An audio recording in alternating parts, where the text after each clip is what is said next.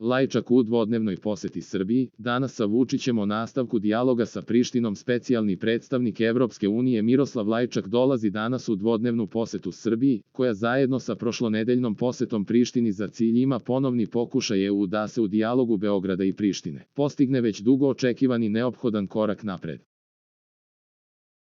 U pitanju je moja regularna poseta u cilju razgovora sa liderima o tome kako dalje napredovati u procesu dijaloga, poručio je Lajčak pred dolazak u region. Lajčak će se u Beogradu prvog dana posete sastati sa predsjednikom Srbije Aleksandrom Vučićem, a za očekivati je da tom prilikom Vučiću prenese stavove premijera privremenih prištinskih institucija Aljbina Kurtija, sa kojim se Lajčak čak 2 puta sastajao tokom svoje prošlonedeljne posete Prištini.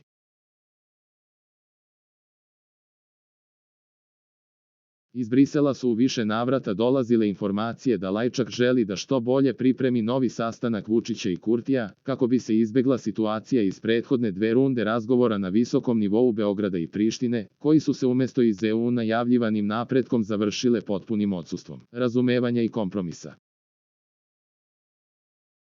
I dok zvanično Brisel i dalje poziva obe strane u dijalogu na konstruktivnost, nezvanični diplomatski izvori i analitičari ukazuju na nemogućnost EU da kontroliše i predvidi poteze novog premijera privremenih vlasti u Prištini. Kompleksnost saradnje Lajčka, kao posrednika u dijalogu, sa novom administracijom u Prištini, ogleda se i u sve dužim razgovorima i posetama upravo kosovskoj strani. Lajčak je pred ovu posetu Prištini i Beogradu odbio da daje intervjue za medije, a zvanično je poručio da se mora naći balans između transparentnosti procesa i zaštite dijaloga, jer se razgovara o vrlo osetljivim pitanjima. U ovom procesu svi učesnici vrlo detaljno znaju šta treba da rade, poručio je Lajčak i dodao da su i zemlje članice EU u potpunosti informisane o stanju i svim koracima dijalogu.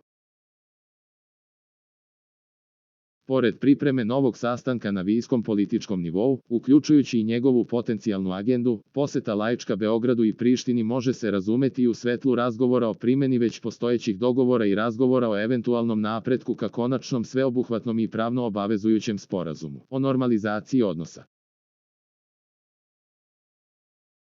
EU je tokom leta u više navrata upozorila Prištinu da svojim postupcima krši Briselski sporazum kako u oblasti pravosuđa, ovoga puta u slučaju presude Srbinu Ivanu Teodosijeviću, tako i u okviru dogovora o slobodi kretanja odnosno poseta zvaničnika. Iako posrednici u dijalogu, a time i garanti sprovođenja dogovorenog, iz EU poručuju da je u rukama Beograda i Prištine da dođu do normalizacije, ukoliko ne žele da ostanu zaglavljeni na putu ka boljem životu, nametnuto rešenje neće biti održivo. To neće biti briselski, niti vašingtonski dogovor, već dogovor do koga Beograd i Priština moraju da dođu i da ga primene i poštuju, zaključuje Lajčak pred ovu posetu.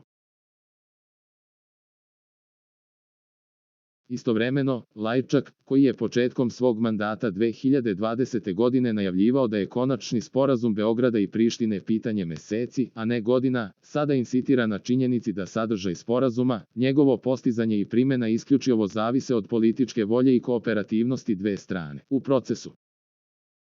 Za najnovije vesti iz zemlje i sveta kliknite subscribe, like i zvonce svaki dan. Najnovije vesti, zato nas zapratite.